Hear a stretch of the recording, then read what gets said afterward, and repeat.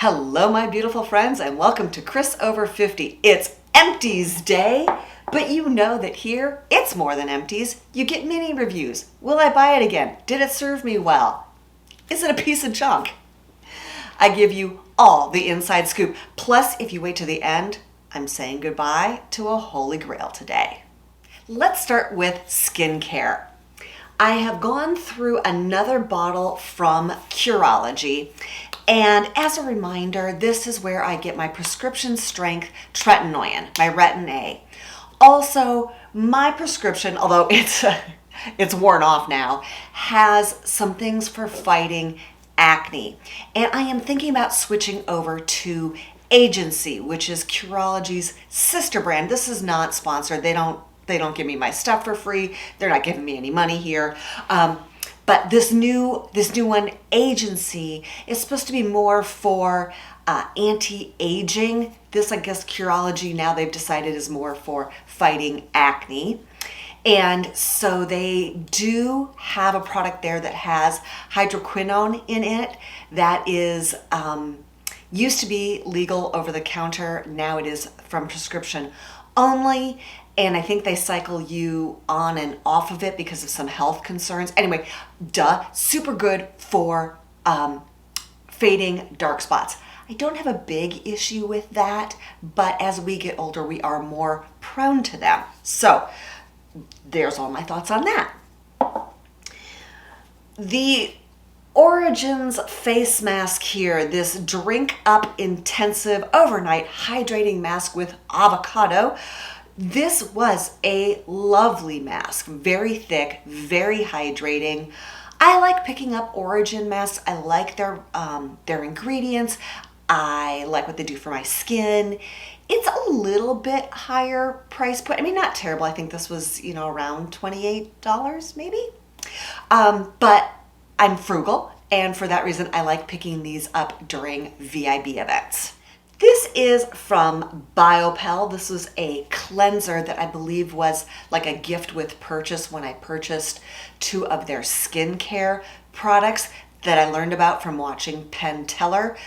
I think it was DNA repair. I honestly can't remember. I'll try to pop a note right here.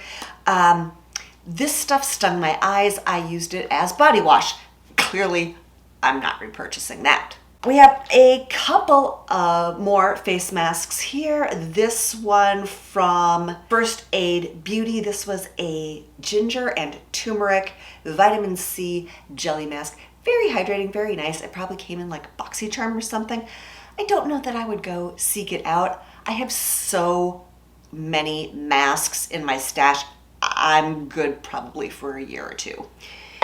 And similarly, this from the Glow Recipe, this watermelon, I think that's their thing. Glow Recipe loves watermelon. Again, I don't think I've ever actually purchased anything from Glow Recipe, but I have a ton of their stuff in my stash because of thank you BoxyCharm. This was a sleeping mask. It was lovely. I used it. I mean, cute packaging, but kind of overkill packaging for the small amount that you get. I will say, in general, overnight masks, I do not wear them overnight. That's what my skincare is for, but I do like using them as a regular mask. I leave them on 10 to 20 minutes, take them off in the shower. From Dermatology, I tried this Microabrasion Scrub. And while the granules are very fine, and on our mature skin, we do not want big particles in our face scrubs. This, while the particles were very small, it did feel a little too abrasive to use on my face. So I actually ended up using it on my body. It was lovely for that. But for that reason, I won't be repurchasing this product. From Dear Skin, this is Tranexamic Acid. So we were just talking about hydroquinone, how that's not legal over the counter anymore. And so what we're using instead is this Tranexamic Acid. This is a product that you can get off of Amazon. It's very reasonably priced. This I also learned about from Penn Smith, the master esthetician out of Portland.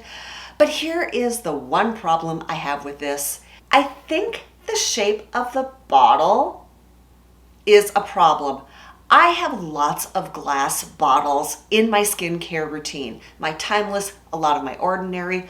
I have never once, well, okay, I can't say that I haven't knocked them off the counter, but it's never been an issue. This Deer Skin product, twice now, I have done this on 2 different bottles, and this is only the 3rd bottle I've ever used, so that is not a good average. I've knocked it off and clearly the dropper has broken. And so what I end up doing then is just pouring it out, which is not a good way to get a really runny serum out of a bottle. Speaking of the Ordinary, I tried the Pink Noginol 5%. This is a good antioxidant. I've actually taken this in supplement form to help fight jet lag before. I honestly don't know what I was expecting it to do for my skin, except that, you know, hey, yay, antioxidants, which are important, but I didn't notice a huge difference. And honestly, for me personally, I am more apt to notice a difference when I stop using something than when I start using it. So the jury is still out on this. The nice thing about the Ordinary, it's inexpensive. If you want to try something, you know, $5 or $10, you try it, you see if it works for you. Kopari, this is their CBD deodorant. I will not buy this particular deodorant again. I love the Kopari deodorant. It is my go-to. But this, the CBD, is a hot mess. It's super squishy. I don't even know why they bother putting it in this kind of a container where you crank it up and it comes out, because it just goes everywhere. It should just be a balm in a tub. So yeah, messy, not buying this one again. Now we're into makeup. I've got a Holy Grail in here. Yeah, saying goodbye to a Holy Grail. Okay, before the makeup, Sally Hansen, I feel like a little kid here. The Sally Hansen Miracle Gel. Loved the concept. Step 1, you put some color on your nails. Step 2, you use the Miracle Gel cover thingy, and it's supposed to wear like gel like you'd get in a salon. This stuff doesn't. It doesn't keep a shine. It's not intended to be matte, I don't think, but it also doesn't keep a shine. And if you make the mistake of putting a traditional top coat on it, then it just turns into a gooey mess. So these are all going bye-bye. I got these very cute Marc Jacob highlighters at Marshall's, and they're not bad. I mean, it's not a bad product, but you see how much comes out in a pump. It's very hard to control a pump, and I do not need that much highlighter, and I end up getting that much highlighter and then going kind of clownish. So I'm saving myself from myself. A Holy Grail that I ran out of: Precisely My Brow from Benefits. I love this brow pencil. I love it because it's got a really fine point, and like my gal went a little bit crazy this time, and I have very narrow brows right now. So it's really good for doing that. And then I have taken advantage, or taken for granted, having a good spoolie on the end. So many of my brow products that I am using right now have like that felt tip thingy on this end.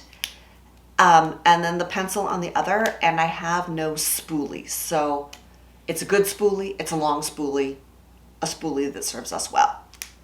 I will be picking this up again. I'm sure Ulta will put it on sale, and then I will buy several of them.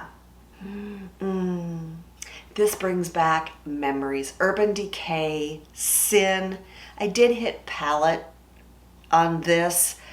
When I first started really getting into makeup about 5 years ago, this was one of my first purchases. Like, this was my first Urban Decay purchase.